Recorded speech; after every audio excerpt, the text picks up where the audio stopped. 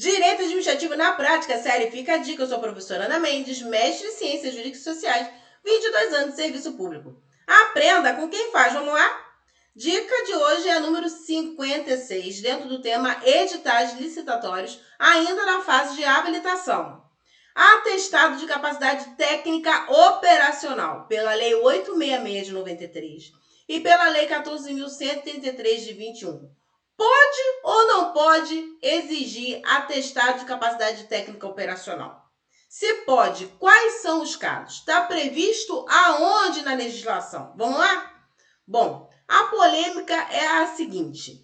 Na Lei 866, tá lá no artigo 30, inciso 2º, nós temos a descrição de uma documentação que faz parte da qualificação técnica, tá? Essa documentação ela está relacionada ao que a doutrina chama de capacitação técnico-operacional, comprovação de aptidão para desempenho de atividade, pertinente ou compatível em característica, quantidade e prazo com o objeto da licitação, e indicação das instalações e do aparelhamento do pessoal técnico adequado e disponível para realizar o objeto da licitação, bem como a qualificação de cada um dos membros da equipe técnica se responsabilizará pelos trabalhos, tá ok? Bom, mais adiante no artigo 30, vão vir dispositivos falando de como faz essa comprovação.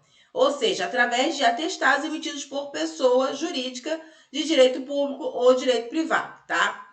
Bom, registro ou inscrição na entidade profissional competente, ela é diferente desse atestado. Para uma empresa exercer determinado tipo de atividade técnica profissional, ela vai precisar estar regular no conselho profissional, ter um registro, tá? Por exemplo, uma empresa de engenharia tem que ter o registro no CREA. Uma empresa que trabalha com administração, gestão, vai precisar ter o registro no Conselho Regional de Administração, tá? Então, apresentar o registro é uma coisa. O que eu estou falando são a apresentação de atestados que já fez serviços ou entregou objetos semelhantes ao da sua licitação, tá? Vamos lá. Lá no parágrafo 1º do artigo 30, nós vamos encontrar a disposição que se refere, que define a capacitação técnico-profissional, tá? Então, vai lá, ó, a comprovação de aptidão, referido no inciso 2º, olha só a confusão, do caput deste artigo, no caso de licitações pertinentes de obras e serviços, será através de atestado, pessoa de direito público e privado, devidamente registrados em entidades profissionais competentes, tá? Ou seja, a pessoa é registrada. Não necessariamente o atestado tem que ser registrado. O atestado pode ser registrado? Pode, mas há casos em que isso não vai acontecer. Só que da simples leitura desse parágrafo 1º não dá para entender isso. E aí ele vem e fala assim, ó, inciso 1º, capacitação técnico-profissional. Ele vai começar a esmiuçar a legislação, o legislador começa a esmiuçar esses atestados do parágrafo 1º. E aí vem capacidade técnico-profissional, comprovação do licitante, possuir no seu quadro permanente, na data da entrega da proposta profissional de nível superior ou outro devidamente reconhecido na entidade competente, e esse profissional tem que ser detentor de atestado de responsabilidade técnica por execução de obra ou serviço semelhante ao da sua licitação, sempre observando a parcela de maior relevância e valor significativo, tá ok? Bom, quanto a isso, não tem dúvida, nós estamos definindo o que é o comprovante da capacitação técnico-profissional das pessoas que a licitante vai colocar para trabalhar no contrato, tá ok? Esse seu quadro permanente, hoje, ele já tem um entendimento mais amplo, tá? Volta e assista a dica anterior, tá? Pode ser uma CLT, pode ser um contrato de prestação de serviço, tá? Existem outras formas de comprovar o vínculo entre o profissional e a licitante. O problema surge em relação à capacitação técnico-operacional no inciso 2º, que foi vetado, tá? Essa foi uma tentativa de alteração da 866 e esse inciso foi vetado, porque ele vai ter a mesma redação de uma linha B que ficava aí lá na redação original da 866, que também foi vetado, tá? Vamos ver aqui as razões desse veto. Mas antes de avançar, vamos consolidar aqui os dois tipos de capacitação, tá? Comprovação de aptidão para obra e serviço, capacitação técnico-operacional, será feita por atestados fornecidos por pessoas jurídicas de direito público ou privado, devidamente registrados na entidade profissional competente, tá? Ele se refere à experiência anterior da licitante, da pessoa jurídica que vai licitar.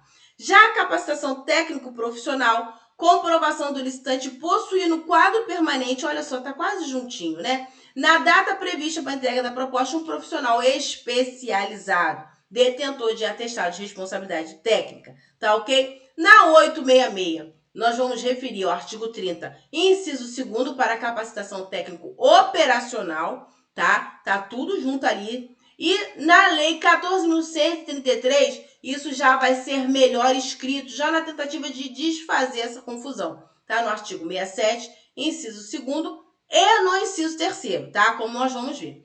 A capacitação técnico profissional na 866, nós vamos citar o inciso 1º, parágrafo 1º do artigo 30, tá? Na 14.133, isso está previsto no inciso 1º do artigo 67. Bom, vamos entender essa confusão, né? Eu fiz referência aos dispositivos legais que foram vetados, tanto no texto original como depois de uma segunda tentativa de alteração.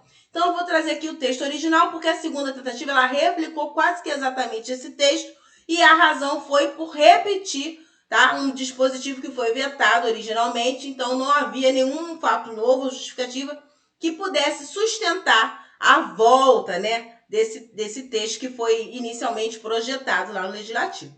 Bom, artigo 30, parágrafo 1º, está fazendo referência à apresentação dos atestados, emitido por pessoa jurídica de direito público ou privado, tá? Na linha A, nós tínhamos a capacitação técnico-profissional, e na linha B, a capacitação técnico-operacional, que saiu do texto. Por isso que a confusão. Não tem mais no dispositivo legal uma definição expressa do que é a capacitação técnico-operacional. Você só consegue entender lá no texto geral do inciso 2º, lá em cima, quando fala de que experiência anterior, né, com um objeto semelhante, em prazos, quantidades, tá? Isso é capacitação técnico-operacional. Só que ela não está expressa, porque aonde ela deveria estar expressa foi vetado. E aí vamos ler o texto. Comprovação do licitante ter executado, no somatório de até 3 contratos, tinha essa limitação, hoje a gente não admite essa limitação. Você pode somar, né, quantos contratos e comprovantes você precisar até alcançar aquele quantitativo mínimo. Quantitativo mínimo não superior a 50%, olha daí de onde vem esse limite de 50%. Já foi uma sugestão do próprio legislador, e aí o Tribunal de Contas, a doutrina, vai trazer esse limite de 50% para a quantidade, tá?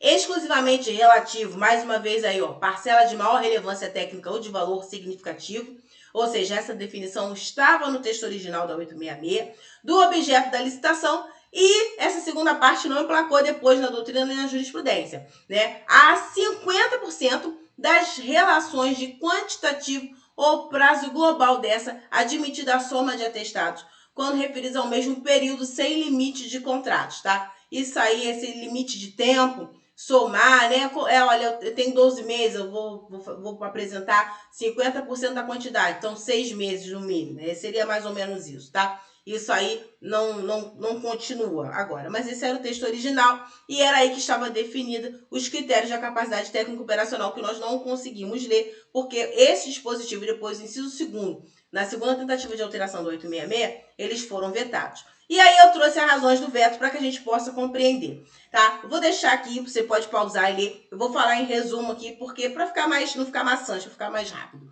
tá? Bom, basicamente a Advocacia Geral da União, ela vai argumentar que o objetivo da licitação é ampliar a competitividade, tá? E que exigir capacidade técnico-operacional, nos termos definidos aí na linha B, traria restrição, porque reduziria o universo dos prováveis competidores, tá?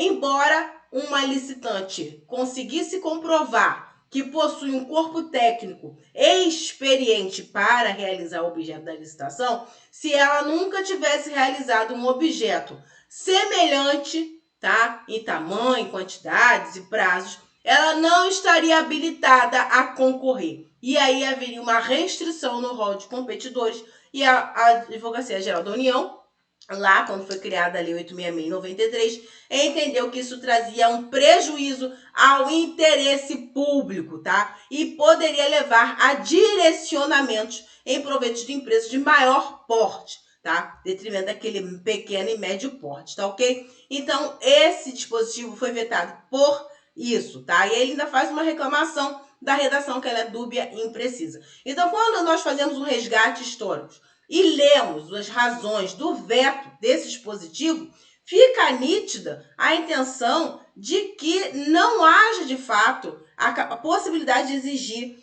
capacitação técnico-operacional, experiências anteriores da licitante, da pessoa jurídica, que bastaria a capacitação técnico-profissional, tá? Então, esse é o cenário lá quando houve o veto da linha B, e depois, mais adiante, esse texto tentou ser reincluído na 866, mas, dessa vez como inciso 2º, mas, mais uma vez, foi vetado, porque não tinha praticamente alteração nenhuma e já tinha sido analisado, e foi entendido que não tinha como sustentar, tá? Mas, ao longo do tempo, entendeu-se que era necessário contratar com empresas que tinham uma experiência anterior. Embora não houvesse aquele dispositivo definindo a capacidade técnico-operacional, ela estava prevista lá, tá? No inciso 2º do artigo 30, quando fala de contrato de objeto semelhante. E aí, a jurisprudência do Tribunal de Contas da União, e seguindo as outras cortes de contas do país, eles foram construindo entendimento jurisprudencial em cima, definindo aí a capacidade técnica operacional, e eu trago aqui a consolidação desse entendimento, que é a súmula 263 do Tribunal de Contas da União. Para a comprovação da capacidade técnico-operacional das licitantes, ou seja, já admite que há essa possibilidade, e desde que limitada simultaneamente à parcela de maior relevância e valor significativo, já definiu, não é para qualquer itemzinho do seu objeto, é aquilo que é mais importante. É legal a exigência de comprovação da execução, primeira parte. Segunda parte, é legal que essa comprovação tenha quantitativos mínimos de obras ou serviços com características semelhantes, devendo sempre essa quantidade guardar proporção com a dimensão e a complexidade do objeto a ser executado. Então, senhores, a legalidade da comprovação da capacidade técnico-operacional, ela é mais uma construção jurisprudencial consolidada pelas cortes de contas, tá? Do que um fato expresso de forma clara na Lei 866. Eu diria até o contrário, que o veto desses dispositivos revelam uma clara intenção de que não fosse possível cobrar esses comprovantes também. E a jurisprudência ela vai consolidar em sentido contrário, tá? Bom, essa súmula, né, ela tem uma série de acordos que vem anteriormente sendo construído, e na base a gente pode achar, para trazer mais um entendimento até anterior a essa súmula, uma jurisprudência do Poder Judiciário, né, do STJ, e aqui eu trago o RESP 3617 de São Paulo, onde houve essa consolidação da diferenciação da capacidade técnico-operacional e da capacidade técnico-profissional e da possibilidade legal de ter a exigência desse tipo de comprovação da técnico-operacional, tá? E aí eu trago aqui, em caso, até uma citação do professor Marçal de Antin Filho.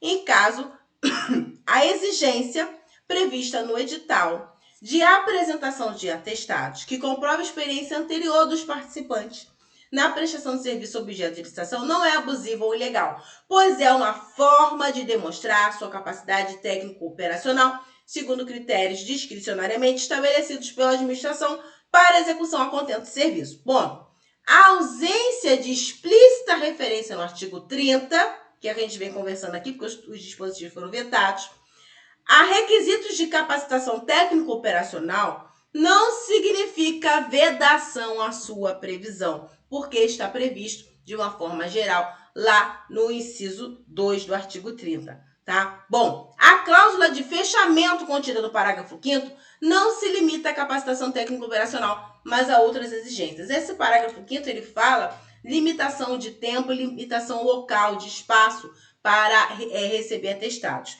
Então, por exemplo, às vezes vem algum edital e fala assim, atestados emitidos no mínimo de 6 meses antes da divulgação do edital. Não pode, tá? Esse tipo de limitação.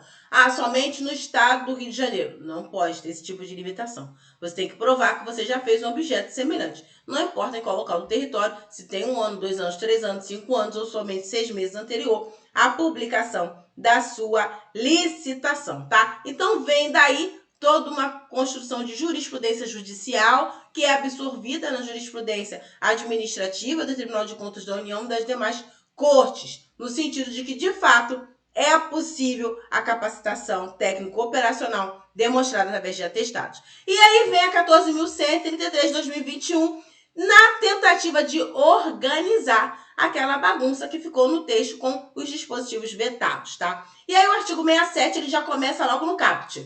Qualificação técnico-profissional e técnico-operacional. Opa, já previu explicitamente a capacitação técnico-operacional. No inciso 1º, ele vai falar de capacitação técnico-profissional. A apresentação de um profissional, esse profissional registrado no Conselho Profissional competente, quando for o caso. Ou seja, há casos em que não vai haver esse registro desse atestado, né? Detentor de atestado de responsabilidade técnica por execução de obra ou serviço de características semelhantes para fins de contratação, ou seja, capacitação técnico-profissional. O profissional traz o acervo técnico dele para avaliação na licitação. Inciso 2º, ele vai dividir, tá? Aquele inciso 2º do 30 anterior, ele vai dividir certidões ou atestados regularmente emitido pelo Conselho Profissional competente, vírgula, preste atenção para a próxima dica, quando for o caso. Tem caso em que não vai ter registro no Conselho Profissional competente desse atestado? Tem. Tem caso que não, o atestado ele não vai ser registrado. E a administração pública vai ter que aceitar esses atestados que não são registrados no Conselho Profissional competente, tá? E esses atestados vão demonstrar, olha aí, ó, agora foi previsto de forma explícita, a capacidade operacional na execução de serviço similar de complexidade tecnológica e operacional equivalente ou superior, tá? Bom, então esse inciso 2º, ele fala de capacitação técnico-operacional. E aí ele abre mais um inciso, o inciso 3º, que é o finalzinho do inciso 2º lá do artigo 30 da 866, né? Indicação do pessoal técnico, a gente já viu isso, das instalações e do aparelhamento adequado e disponível para a realização do objeto da licitação, bem como a qualificação de cada membro da equipe técnica que vai ser responsável pelos trabalhos. Também fala de capacitação técnico-operacional, que é você demonstrar os meios que a licitante possui para executar o objeto da licitação. Tá ok? Bom, essa foi a nossa dica, tá?